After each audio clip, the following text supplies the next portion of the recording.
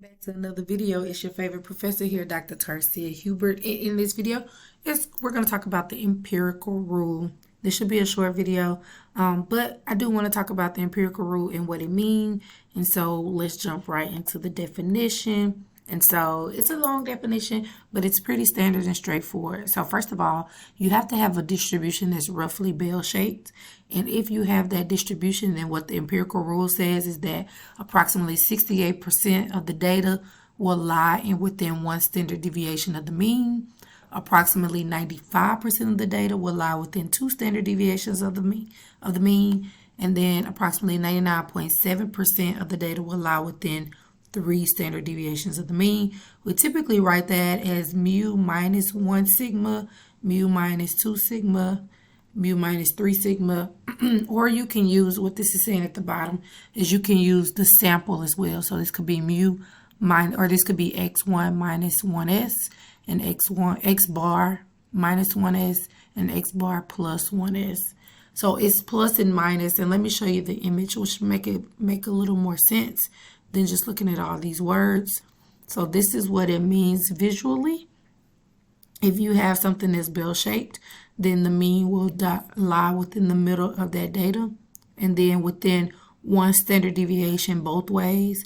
So mu minus sigma, that's minus mean, population mean, minus 1 standard deviation, the population standard deviation, and the mean plus 1 standard deviation of the population. You'll have 68% of your data within that region.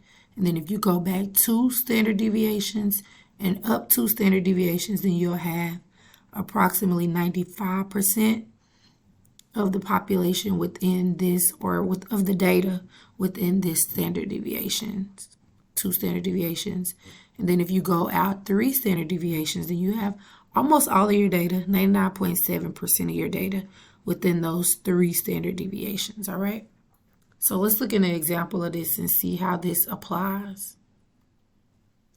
So our example, the Stanford-Binet Intelligence Quotient, IQ, measures intelligence. IQ scores have a bell-shaped distribution with a mean of 100 and a standard deviation of 15.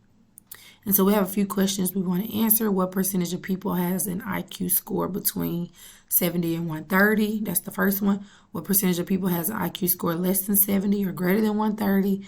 That's the second one. And the third one is what percentage of people has an IQ score greater than 130? Well, first of all, it tells us that this is bell-shaped. So because it is bell-shaped, or IQ scores are bell-shaped, we can use the empirical rule. Now, it also tells us the mean, and it tells us the standard deviation. So if I use my image from the previous slide, I'm going to write where it has mean, I'm going to write 100. So that lets me know my mean is 100.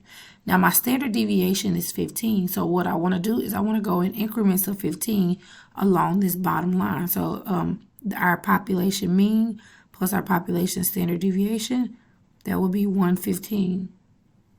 Add another 15, that'll be 130.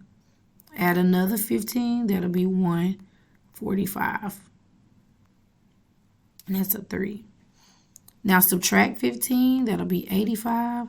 Subtract another 15, that'll be 70. And subtract another 15, that'll be 55. So all I did was I started with my mean, then I added the standard deviation out 3 times, subtracted the standard deviation back 3 times.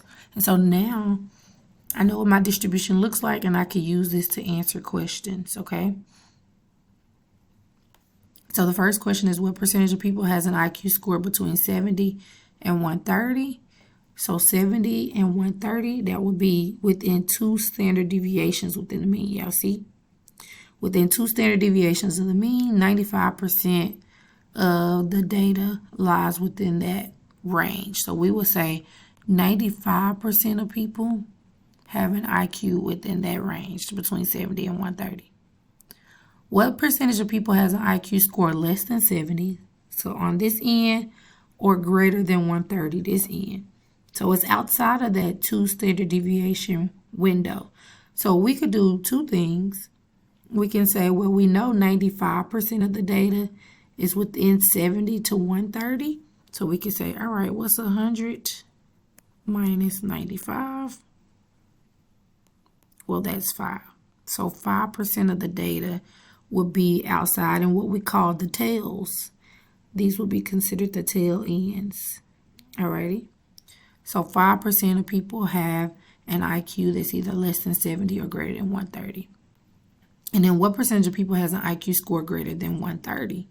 That's a really high IQ score. So 130 is here, so we would just want this tail over here. So we know that both of the tails together were 5%. So if we wanted to know what is one tail, we could do 5 divided by 2, which will give us 2.5%. So 2.5% of people have an IQ score that's greater than 130. Another way you could do it is look at this, how it has broken down. We know that this part right here is 2.35% and this part right here is 0.15%. So only 0.15% of people have an IQ score greater than 145. But if you add those together, 2.35 and 0.15, you get 2.5%, okay?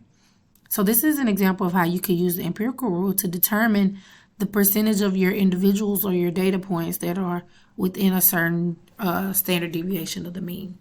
Let me know if you have any questions. If not, I'll see you in the next video.